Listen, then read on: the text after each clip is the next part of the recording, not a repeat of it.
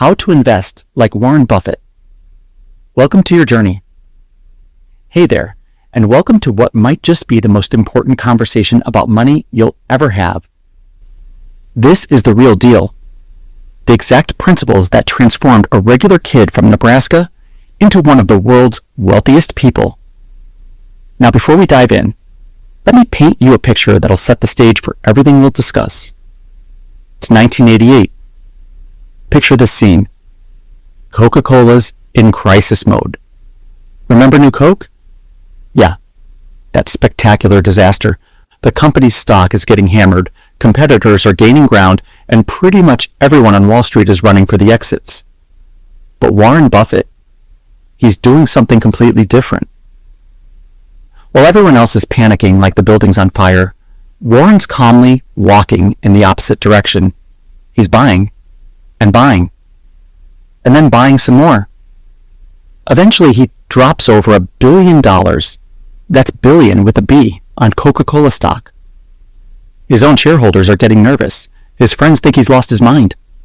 The financial press is having a field day questioning his judgment. Fast forward to today.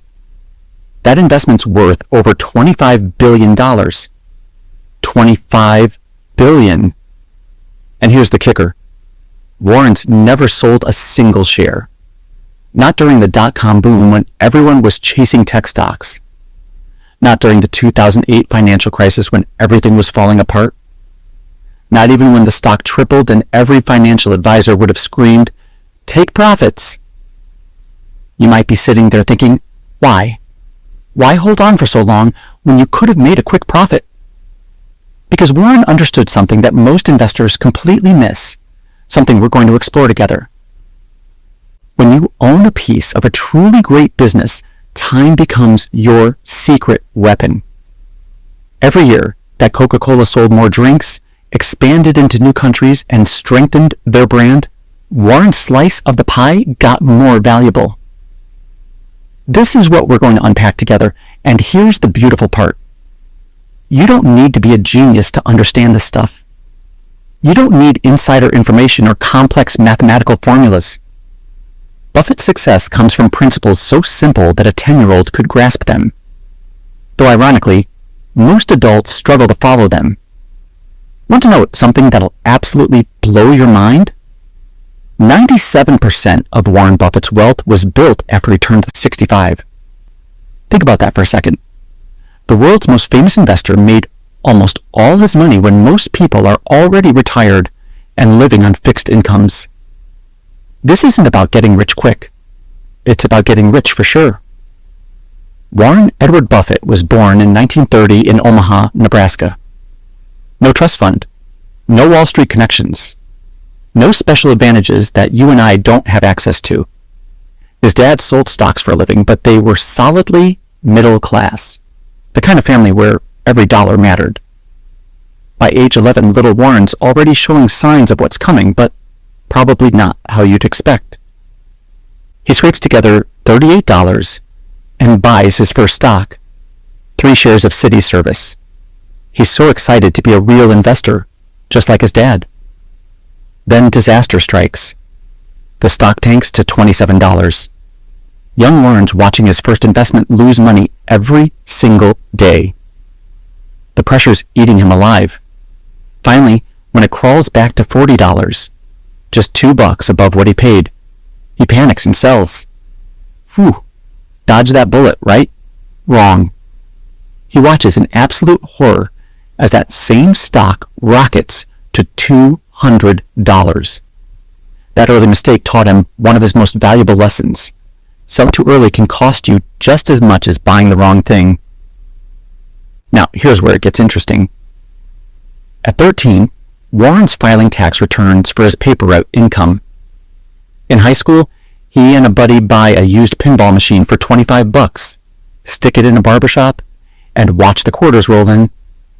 Pretty soon, they've got multiple machines generating more cash than most adults were making. But the real magic happens in college when he discovers a book that changes everything. The Intelligent Investor by Benjamin Graham. After reading it, Warren knows he's found his calling.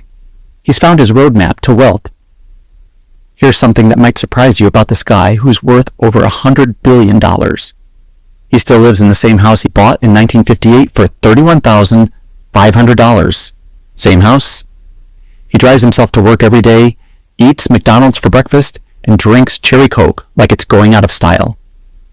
This isn't some publicity stunt or fake humble act. It's completely genuine. Buffett truly believes that happiness doesn't come from buying expensive toys. In fact, he's giving away 99% of his wealth to charity. As he puts it, I measure success by how many people love me, and the best way to be loved is to be lovable. But don't mistake his simple lifestyle for simple thinking. This guy reads 500 pages every single day. His office looks like a library exploded, papers and reports stacked everywhere. He can discuss the business details of dozens of different industries like he personally runs each one. The principles that made Buffett incredibly wealthy, they're available to anyone willing to learn and apply them. So let's dive in together. Chapter 1. Never lose money, the foundation of everything. Rule number 1, never lose money. Rule number 2, never forget rule number 1. This might sound overly simple, but stick with me here. Let me tell you about the day that changed Warren Buffett's entire approach to investing forever. It's 1951, and 21-year-old Warren just read about this company called Geico, Government Employees Insurance Company. Most people have never heard of them, but something about the business model just clicks with him. So what does this college kid do? He takes a train from New York to Washington, D.C. on a Saturday morning and shows up at Geico's headquarters. The building's completely locked up. Not a soul in sight. Most people would have turned around, gone home, maybe grabbed a beer. Not Warren. He sweet talks a janitor into letting him in. Picture this. He's wandering through these empty hallways until he finds exactly one person working on a Saturday, a vice president named Lorimer Davidson. Instead of being annoyed by this random college kid interrupting his weekend, Davidson's completely charmed by Warren's genuine curiosity. They end up talking for 4 straight hours. That conversation taught Warren something that would shape his entire investment philosophy for the next 70 years. Geico could sell car insurance 15% cheaper than giants like State Farm or Allstate. Not by cutting corners on coverage, but because they had a fundamentally better business model. While other companies were paying thousands of agents' commissions and maintaining expensive offices in every town, Geico was selling directly to customers through the mail and over the phone. Lower costs meant they could offer better prices and still make great profits. This wasn't just a temporary advantage that competitors could easily copy. It was built into the very structure of their business.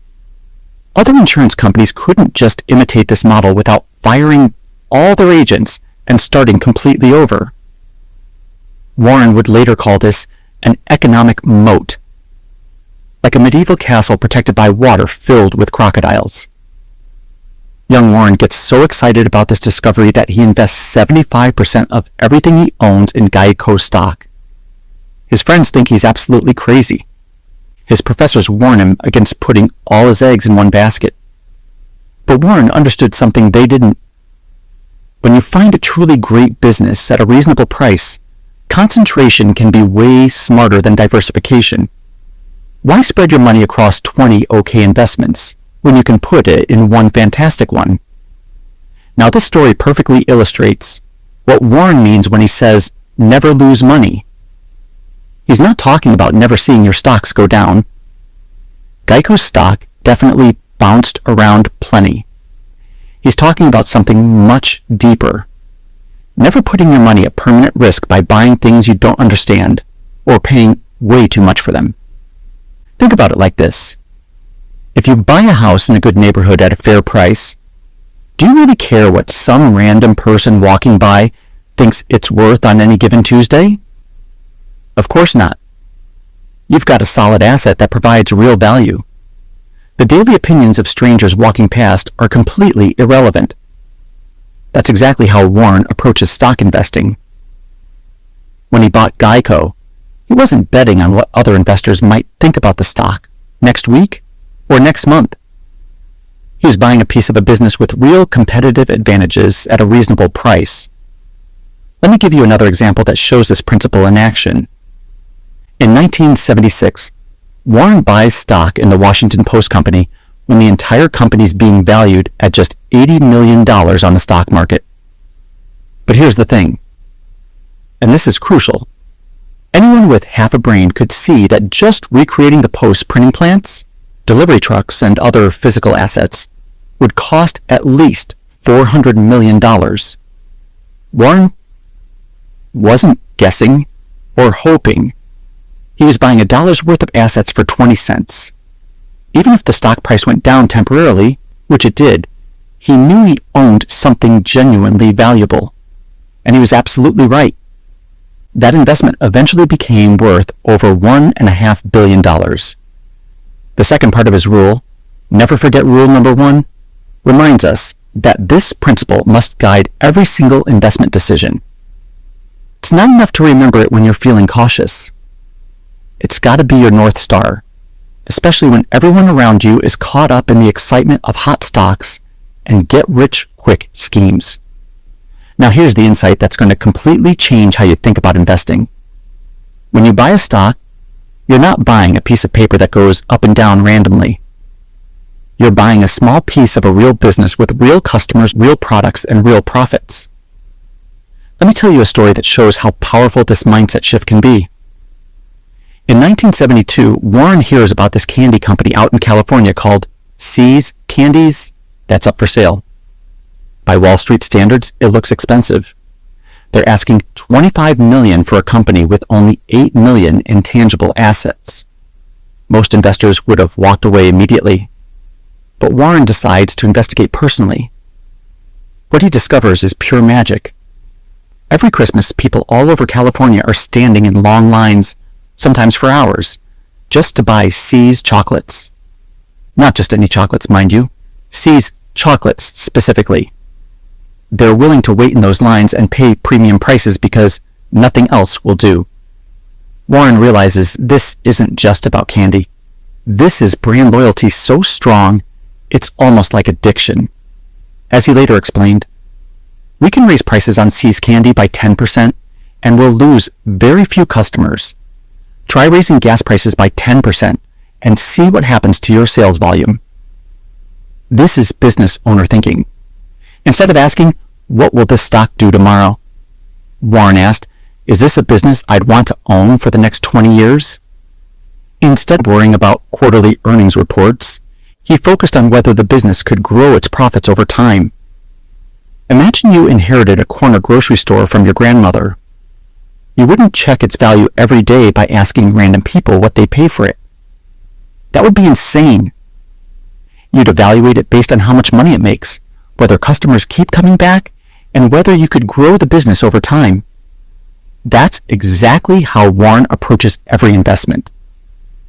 When See's Candies was earning $4 million annually, Warren didn't think, I own stock worth $4 million. He thought, I own a business that's generating $4 million in cash that I can either reinvest to grow it or use somewhere else.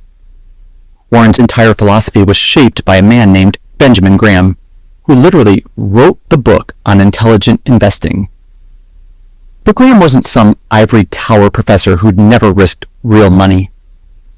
He was a man who'd lived through genuine financial trauma.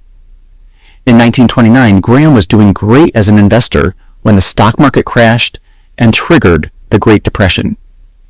He watched his wealth disappear almost overnight. But instead of giving up on investing, this devastating experience taught him that while the market's daily opinions are often completely wrong, eventually prices do reflect the underlying reality of businesses. Graham taught Warren two concepts that became absolutely fundamental to his success.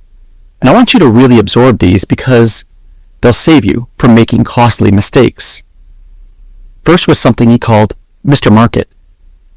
Graham said to imagine the stock market as this emotionally unstable business partner who shows up at your door every day with a new offer to buy or sell your share of a business. Some days, Mr. Market's feeling optimistic and euphoric. offering ridiculously high prices for your shares. Other days he's depressed and panicky, offering absurdly low prices. The key insight? You don't have to accept either offer. You can simply ignore them. The smart investor completely ignores these daily emotional offers and makes decisions based on what the business is actually worth, not on Mr. Market's mood swings. When he's depressed and offering low prices, that might be the perfect time to buy more. When he's euphoric and offering sky-high prices, maybe it's time to sell. Here's a perfect example from recent history. During the 2008 financial crisis, Mr. Market was absolutely panicked about bank stocks. He was pricing them like every single bank in America was going to go bankrupt tomorrow.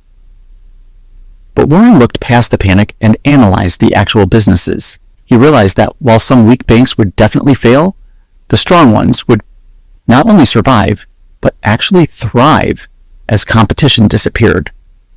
So while everyone else was selling in terror, Warren calmly invested $5 billion in Goldman Sachs and $3 billion in General Electric.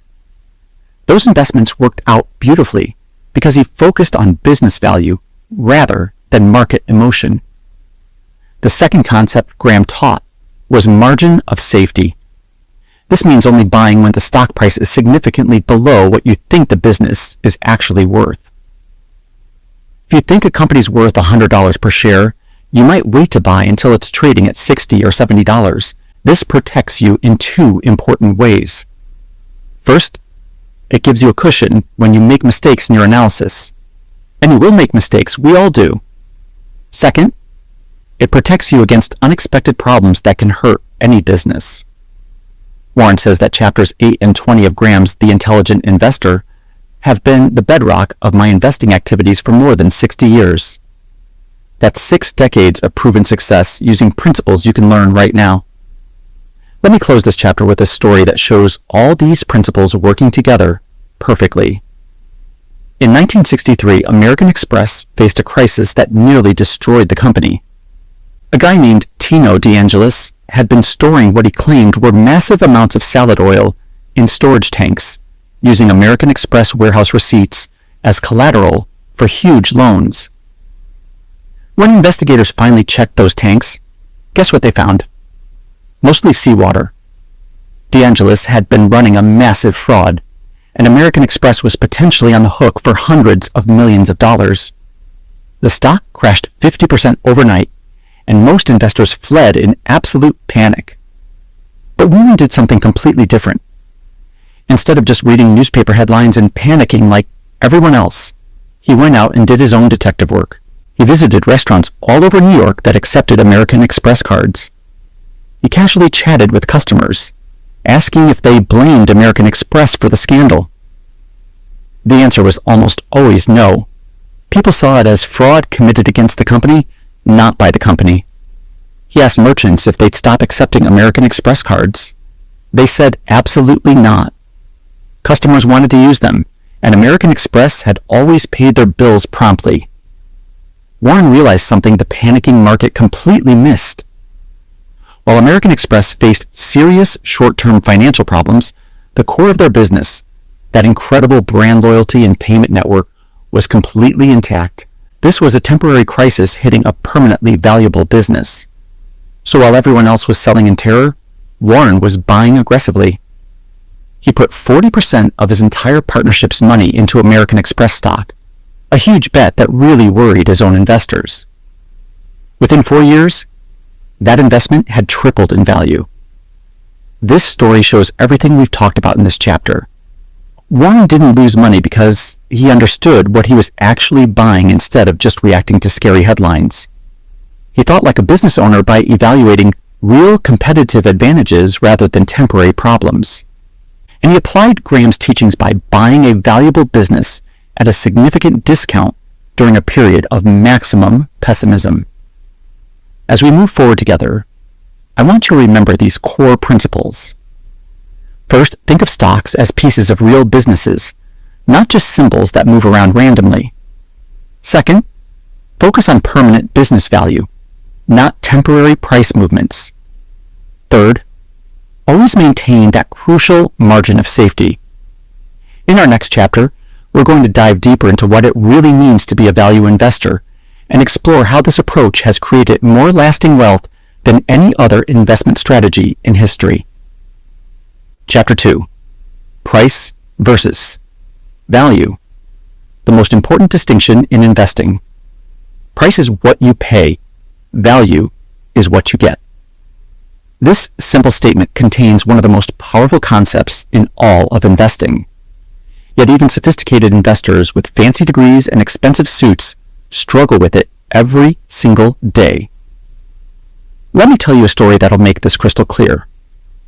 Imagine you're car shopping and you walk into a lot where there are two identical Honda Accords sitting side by side. Same year, same mileage, same condition, same features, same color. Everything about these cars is exactly the same. The only difference? The price tags. One's marked $15,000, the other's marked $25,000. Which one would you buy? Obviously the $15,000 car, right? You'd get exactly the same value, same reliable transportation, same fuel efficiency, same everything, but you'd pay 40% less for it. This seems so obvious, it's almost insulting for me to mention it. Yet in the stock market, investors make the exact opposite choice every single day. They consistently pay higher prices for the same businesses when those businesses become popular, and they avoid perfectly good businesses when they become temporarily unpopular. Why does this happen? Because most people confuse price with value. Price is simply what someone's willing to pay today. It's driven by emotions, headlines, crowd psychology, and market sentiment. Value is what the business is actually worth based on its ability to generate cash for owners over many years. Let me give you a real example that shows how dramatically these two things can differ. March 2000, height of the dot-com bubble. There's a company called Pets.com that's valued at nearly $300 million. They're famous for their sock puppet mascot, appearing in Super Bowl commercials. Everyone's talking about the revolutionary potential of selling pet supplies online. But here's the absolutely crazy part. Pets.com was losing money on every single sale. They'd sell a 40-pound bag of dog food for $27, then turn around and pay $37 to ship that same bag to the customer. The more they sold, the more money they lost. It was like a business designed to go bankrupt. Within 9 months, they were completely out of business, worthless. Investors lost everything. Meanwhile, that same year, boring old Coca-Cola was trading at what many experts considered an expensive price. No exciting commercials about revolutionary internet business models. No promises of infinite growth. Just a company that had been selling sugary drinks profitably for over a century. Which investment would have served you better? Pets.com went to zero. Total loss. Coca-Cola, despite being expensive in 2000, has continued generating billions in profits and paying increasing dividends for more than 2 decades since then. This is why Warren's mentor, Benjamin Graham, was so specific about what investing really means. He defined investing as an operation which, upon thorough analysis, promises safety of principal and an adequate return. Everything else? That's just speculation, basically gambling. The key phrase there is thorough analysis. Actually doing the homework to understand what you're buying. Value investors are basically comparison shoppers. Just like you compare prices when buying a car, house, or television, value investors compare stock prices to what the underlying business is actually worth. When they find businesses trading significantly below their intrinsic value, they buy. When those same businesses are trading above fair value, they wait patiently or look elsewhere. But how do you figure out what a business is actually worth? Warren explains it this way. Intrinsic value is the discounted value of the cash that can be taken out of a business during its remaining life. That might sound complex, but the basic principle is actually quite simple. If you owned a business that generated $100,000 in cash each year for the next 20 years, what would that stream of payments be worth to you today? You'd probably pay somewhat less than $2 million because money you receive in the future is worth less than money you have today. For most of us, making precise calculations isn't necessary. What matters is developing the ability to recognize when a business is clearly trading for way less than it's worth. This comes from understanding how the business makes money, studying its financial statements, and making reasonable estimates about future prospects. Early in his career, Warren focused on what he called cigar butt investments, companies that were statistically very cheap but often had pretty mediocre businesses. He'd buy these companies when they were trading for less than their liquidation value, essentially getting the business operations for free. This approach worked well during the 1950s and 1960s, when lots of these opportunities existed after World War II. But Warren gradually learned that this strategy had serious limitations. The problem with cheap, mediocre businesses? They rarely get better. They face constant competitive pressure, struggle to raise prices, and need continuous investment just to stay even. Then Charlie Munger came into Warren's life and changed everything. Munger convinced Warren that it's far better to buy a wonderful company at a fair price than a fair company at a wonderful price. This insight completely transformed Warren's entire approach to investing. Instead of hunting for statistically cheap stocks, he began looking for exceptional businesses that could compound wealth over many decades. He realized that paying a seemingly high price today for a truly great business could turn out to be an incredible bargain if that business could grow substantially over time. The classic example? You guessed it, Coca-Cola. When Warren started buying Coca-Cola in 1988, many traditional value investors criticized him for paying what seemed like an expensive price, about 15 times earnings, which appeared quite rich by historical standards. But Warren saw something they completely missed. Coca-Cola wasn't just another beverage company competing on price. It was a global brand with an unbeatable distribution network, incredible customer loyalty, and the ability to raise prices consistently, year after year. He calculated that if the company could grow its earnings by even 10% annually, which seemed very achievable given the global expansion opportunities, that seemingly expensive stock would prove to be a tremendous bargain. He was absolutely right.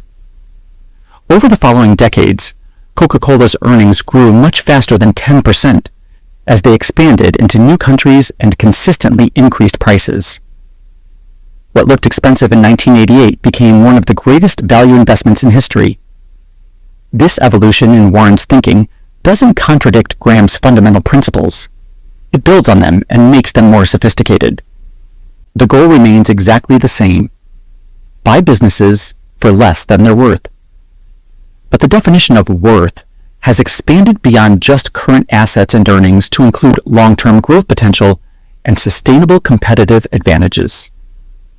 Let me tell you another story that shows this modern approach perfectly. In 1972, Warren discovered that See's Candies was for sale. By traditional value investing metrics, it looked ridiculously expensive.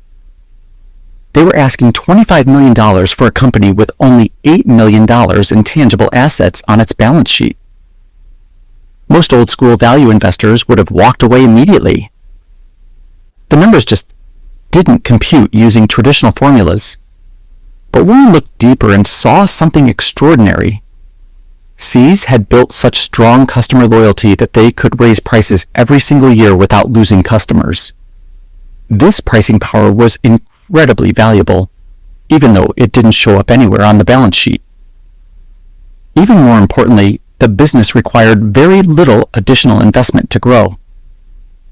Unlike a manufacturing company that needs expensive new equipment to expand production, See's could increase output and open new stores with relatively modest capital requirements. Over the following decades, See's Candies generated over $2 billion in cash while requiring minimal additional investment.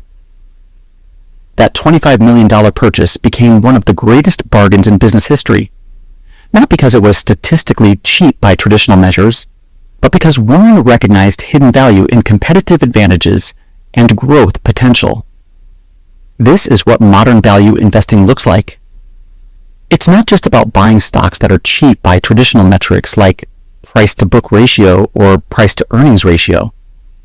It's about understanding businesses deeply enough to recognize when their true economic value significantly exceeds their current market price, even if that price doesn't look conventionally cheap. The margin of safety principle remains absolutely crucial, but it's applied more sophisticatedly. Instead of just looking for companies trading below book value, today's value investors look for businesses whose sustainable competitive advantages and long-term growth prospects aren't fully reflected in current stock prices. For beginning investors, this evolution is actually quite liberating. You don't need to become an expert at reading complex financial statements or calculating precise discount rates using complicated formulas. You need to develop the ability to recognize great businesses and buy them when they're reasonably priced, relative to their long-term value-creating potential. Think about businesses you interact with regularly in your daily life. Which companies provide products or services that you depend on, and that would be extremely difficult for competitors to replicate? Which businesses have such loyal customers that people keep buying even when prices increase? Which companies dominate their markets so thoroughly that new competitors struggle to gain any meaningful market share? These are the kinds of businesses that modern value investors actively seek out. When temporary problems or general market pessimism causes their stock prices to decline, patient investors can often buy shares in these exceptional businesses at very reasonable prices and benefit as their underlying value compounds over time. The key insight Warren learned from Charlie Munger is that time is the friend of the wonderful business and the enemy of the mediocre one. A great business gets better and more valuable each year as it strengthens its competitive position, expands its customer base, and builds its brand recognition. A mediocre business faces constant challenges and often becomes less valuable as time passes. This is why Warren's favorite holding period became forever. When you own pieces of truly exceptional businesses, you want to hold them as long as possible to benefit from the magic of compounding growth. The stock market's short-term volatility becomes completely irrelevant when you're focused on businesses that are becoming more valuable each year. As we prepare to move into our next chapter, remember that value investing isn't about finding the cheapest stocks using mathematical formulas or following complex screening criteria. It's about developing the ability to recognize exceptional businesses and buying them when they're reasonably priced relative to their long-term value-creating potential. Up next, we're going to learn exactly how to identify and analyze the kinds of exceptional businesses that have made Warren Buffett incredibly wealthy, companies with wide economic moats and sustainable competitive advantages that protect them from competition. Chapter 3. Finding Great Businesses. The Art of Spotting Economic Moats. Never invest in a business you cannot understand. This is one of Warren's most quoted principles, but it's also one of the most misunderstood. People think Warren's saying you need to understand every technical detail of how a company operates, how they manufacture products, manage complex supply chains, or write sophisticated software code. That's not it at all. What Warren means is you need to understand the business model, how the company makes money, why customers choose it over competitors, and what could potentially threaten its future profits. You need to understand the economics of the business, not necessarily all the operational details. Let me tell you a story that perfectly illustrates this principle. For decades, Warren avoided technology companies entirely. People constantly criticized him for missing out on Microsoft, Intel, and other tech giants that made early investors incredibly wealthy. Financial journalists wrote articles questioning whether the Oracle of Omaha had lost his touch in the modern economy. But Warren wasn't avoiding these companies because he thought they were bad businesses. He avoided them because he couldn't confidently predict what the technology landscape would look like 10 or 20 years down the road. Technology changes so rapidly that today's dominant companies can become tomorrow's footnotes. Then something really interesting happened. In 2016, at age 86, Warren made his largest technology investment ever, Apple. But here's the key insight. He didn't suddenly become a technology expert who could explain how microprocessors work or analyze software code. Instead, he began viewing Apple completely differently. Rather than seeing Apple as a technology company, Warren started seeing it as a consumer products company with extraordinary customer loyalty. He realized that people weren't buying iPhones primarily because of technical specifications like processing speed or camera resolution. They were buying into an entire ecosystem that worked seamlessly together. Phones, tablets, computers, watches, all interconnected in ways that made switching to competitors extremely difficult and expensive. Once customers invested in the Apple ecosystem, with all their photos, music, apps, and data integrated across devices, switching to Samsung or Google products became a major hassle. This was something Warren could understand and predict because it was similar to other businesses he'd invested in successfully over the decades. Just like people developed strong emotional connections to Coca-Cola or See's candies, Apple customers had developed powerful loyalty that went far beyond rational feature comparisons. The technology might be incredibly complex, but the business model was something Warren could grasp and feel confident about. This brings us to one of Warren's most important concepts, the circle of competence. Warren explains it this way. The size of that circle is not very important. Knowing its boundaries, however, is vital. You don't need to understand every type of business that exists in the world. You just need to be completely honest about what you do and don't understand, and stay within those boundaries. Your circle of competence might include retail businesses if you work in the industry, healthcare companies if you're a medical professional, or restaurants if you have experience in food service. The key is starting with what you already know and gradually expanding your knowledge over time. I learned this lesson early in my own investing journey. I worked in software development, so I thought I automatically understood technology companies. I invested in several software stocks that seemed promising based on growth rates and market positions. But I failed to understand that most software businesses face constant pressure from new competitors with better features or lower prices. The barriers to entry are often much lower than they appear, and customer switching costs aren't as high as I assumed. Meanwhile, I completely ignored a simple business I interacted with every single day, Starbucks. I didn't think of it as an investment opportunity because it seemed too obvious, too boring. But if I had applied Warren's principles, I would have recognized that Starbucks had built something truly extraordinary. A global network of profitable locations with extremely loyal customers willing to pay premium prices for coffee, and an experience they couldn't get anywhere else. The lesson? Great investment opportunities are often hiding in plain sight, in businesses that seem almost boringly simple and predictable. Warren's greatest investments haven't been in cutting-edge technology or revolutionary new industries. They've been in businesses like insurance, soft drinks, candy, and furniture, businesses that a 10-year-old could understand.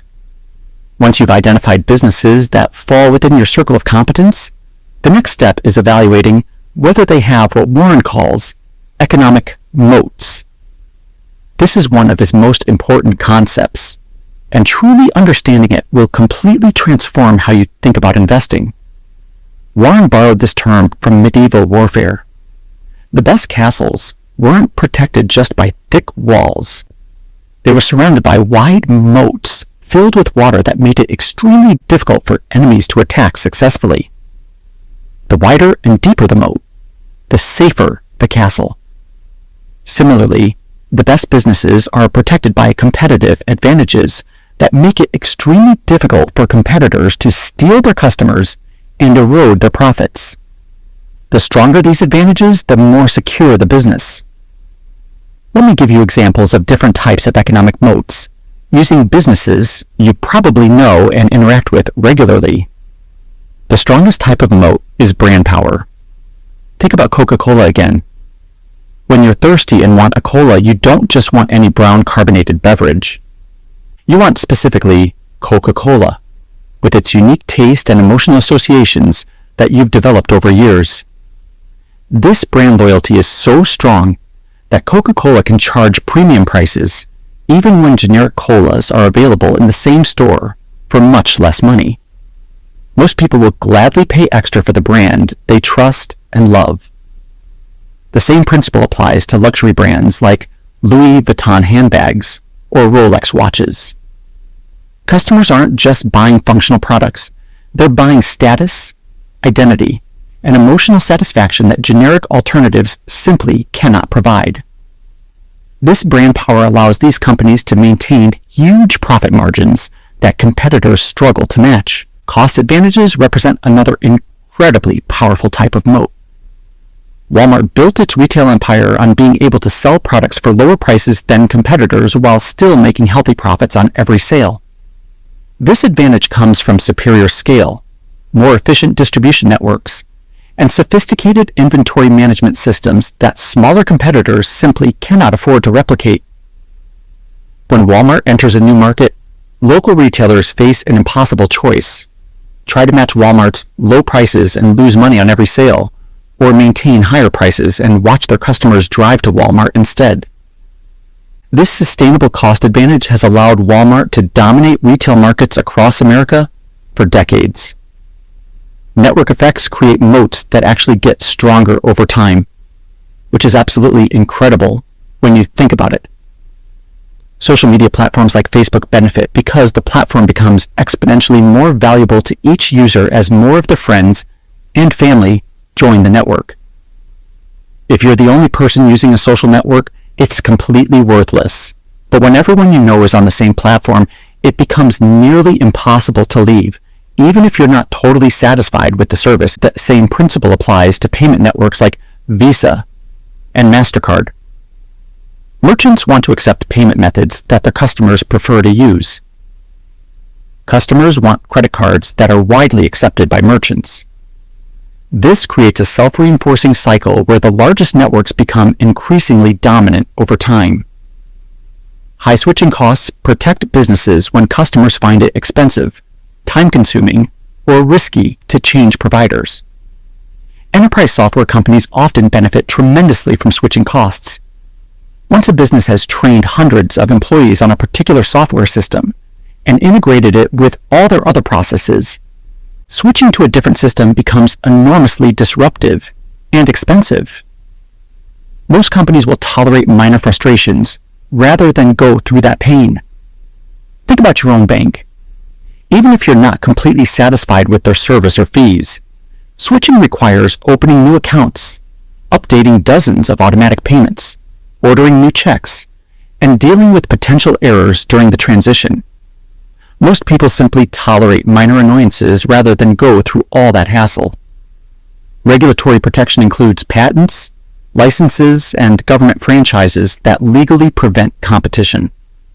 Pharmaceutical companies enjoy temporary monopolies through patents that prevent competitors from copying their drugs during the most profitable years. Public utilities often have exclusive rights to serve particular geographic areas. You can't just decide to start your own electric company and compete with the local utility. The government won't let you. But here's what's absolutely crucial to understand. Not all moats are created equal, and not all moats last forever. Warren looks for businesses where competitive advantages are not only strong today, but likely to remain strong or even grow stronger over many years. Consider the difference between a restaurant with a great location and one with a beloved brand. The location provides some protection. Customers might choose convenience over slightly better food elsewhere. But if the lease expires, or the neighborhood changes dramatically, that advantage can disappear instantly. A beloved brand, however, can move to different locations and still maintain customer loyalty. It can even expand to multiple new locations and take that loyalty with it. This is why Warren strongly prefers investing in companies with brand-based moats rather than those depending solely on physical assets or locations. When you're analyzing potential investments, ask yourself these absolutely critical questions. How does this company make money? Why do customers choose this company over competitors? What would it take for a new competitor to steal significant market share? If someone with unlimited money wanted to compete directly with this business, how difficult would it be for them to succeed?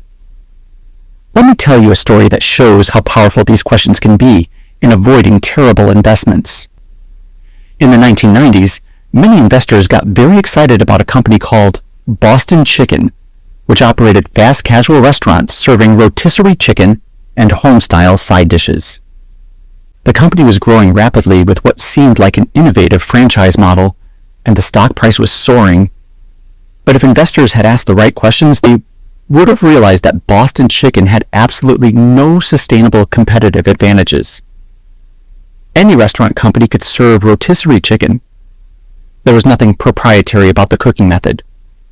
The food wasn't particularly unique, the locations weren't special, and customers had no particular loyalty to the brand.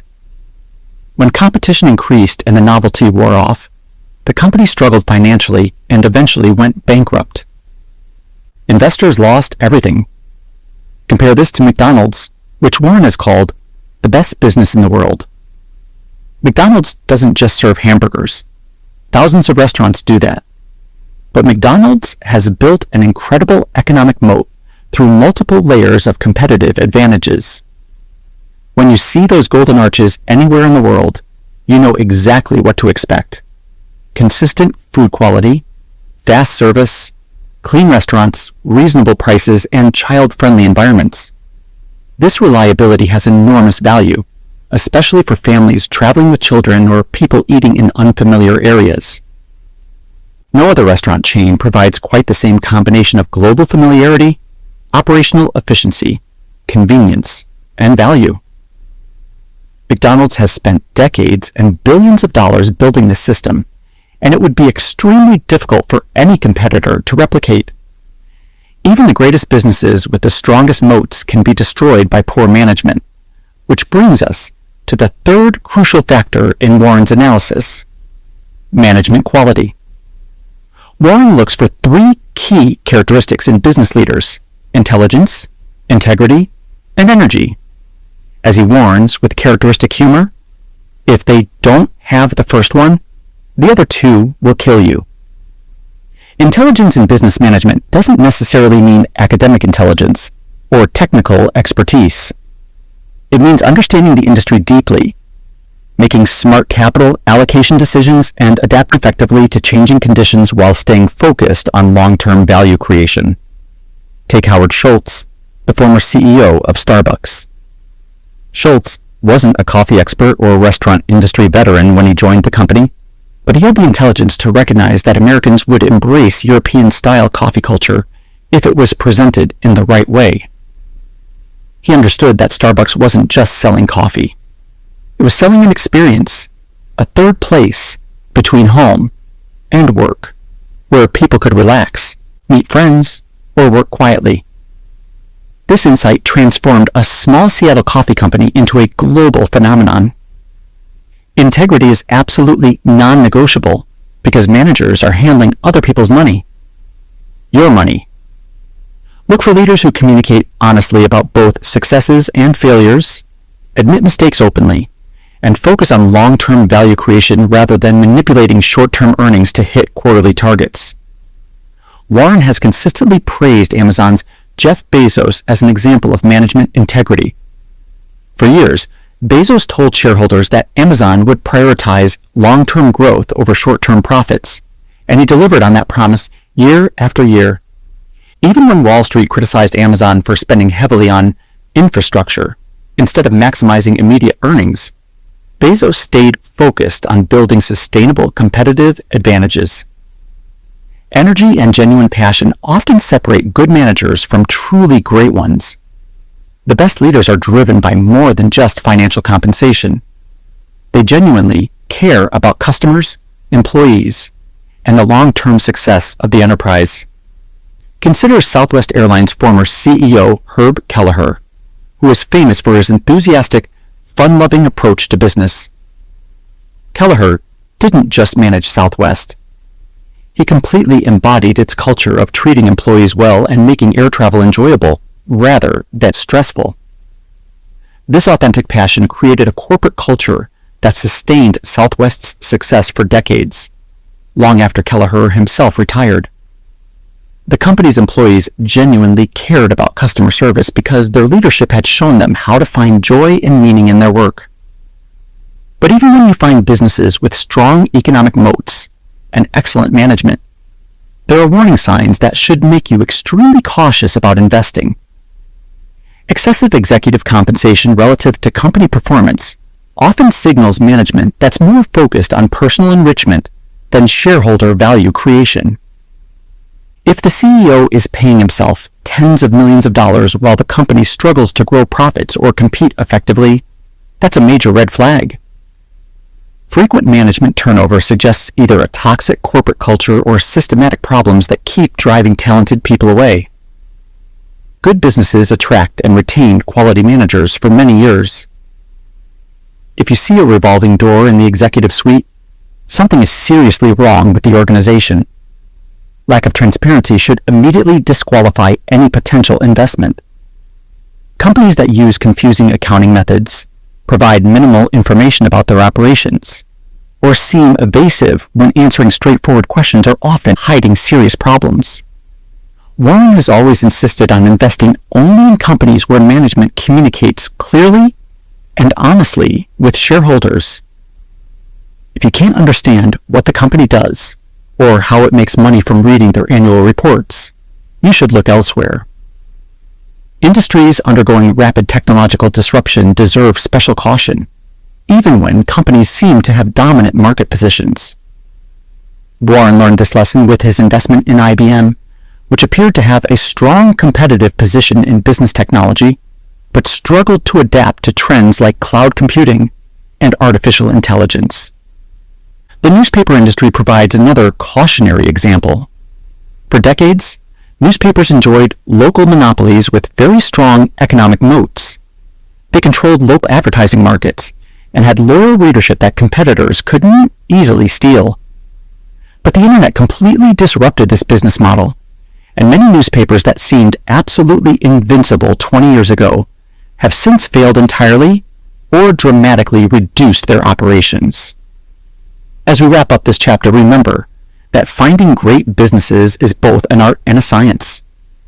You're looking for companies that operate within your circle of competence, have strong and durable economic moats, and are led by intelligent, honest, and energetic management teams. The businesses that have made Warren Buffett wealthy aren't necessarily the most exciting or technologically advanced companies. They're businesses with sustainable competitive advantages that allow them to generate consistent profits and grow their value over many years. In our next chapter, we're going to explore one of Warren's most powerful wealth-building secrets, the magic of compound interest, and why patience is the investor's greatest ally. You'll learn why most of Warren's wealth was built after age 65 and how you can harness this same force to build lasting wealth over time. Chapter 4. The Magic of Compound Interest. Why time is your greatest ally. My wealth has come from a combination of living in America, some lucky genes, and compound interest. Albert Einstein supposedly called compound interest the eighth wonder of the world, adding that those who understand it earn it, those who don't pay it. Whether Einstein actually said this or not, the sentiment is absolutely true, and it's the secret behind Warren Buffett's incredible wealth. Let me start with a story that'll blow your mind about the power of time in investing. Imagine two friends, Sarah and Tom, who both decide to start investing for retirement. Sarah starts investing $2,000 per year when she's 25 years old. She does this for just 10 years, then completely stops adding new money. Tom procrastinates and doesn't start until he's 35, but then he invests $2,000 every year for the next 30 years until retirement. who do you think ends up with more money? Sarah invested a total of $20,000 over 10 years. Tom invested $60,000 over 30 years, 3 times as much money. But here's what's absolutely incredible. If both earn a 10% annual return, Sarah ends up with more money at retirement than Tom does. How is this possible? Because Sarah gave her money 20 extra years to compound. Those additional decades of growth completely overwhelmed Tom's much larger contributions. This is the magic Warren discovered early in his career, and why he's always emphasized that time is the most powerful force in investing. Here's an even more incredible real-world example. When Warren bought Coca-Cola stock in 1988, he invested about $1 billion. Today, that investment is worth over $25 billion. But here's the kicker. Warren has never sold a single share, and Coca-Cola has paid him over $7 billion in dividends along the way. Think about that. He's already gotten back 7 times his original investment just in dividend payments, and he still owns stock worth 25 times what he paid. That's the magic of compound interest combined with a truly great business. But the most mind-blowing fact about Warren's wealth? 99% of it was built after his 50th birthday. 97% was built after he turned 65. This isn't because Warren suddenly got smarter in his later years. It's because compound interest accelerates dramatically over time. Warren often uses this analogy. Imagine a snowball rolling down a hill. At first it's small and grows slowly, but as it picks up more snow, it gets bigger. And as it gets bigger, it picks up even more snow with each rotation. Eventually, you have this massive snowball that's growing faster than you can believe, even though it's using the exact same rolling process it used when it was tiny. That's exactly how compound interest works. In the early years, your returns might seem modest, but as your wealth grows, those percentage returns start applying to much larger amounts of money. Eventually, your money is making more money than you could ever contribute from your salary. Let me give you some numbers that really drive this home. If you invest $1,000 and earn 10% annually, after 1 year, you have $1,100. Nice, but not life-changing. After 10 years, you have about $2,600. Still pretty modest, but watch what happens as time passes. After 20 years, you have $6,700. After 30 years, you have over $17,000. After 40 years, over $45,000 from a single $1,000 investment. The growth accelerates because you're earning returns not just on your original $1,000, but on all the previous returns that have accumulated. In the later years, most of your wealth growth comes from earnings on previous earnings, not from your original contribution. Now imagine if, instead of $1,000, you consistently invested several $1,000s every year for decades. The numbers become absolutely staggering. This is exactly what Warren has done, except instead of earning 10% annually, he's averaged about 20% annually over 6 decades. The combination of high returns sustained over a very long time period created almost unimaginable wealth. But here's the crucial insight most investors miss. The magic only works if you don't interrupt it.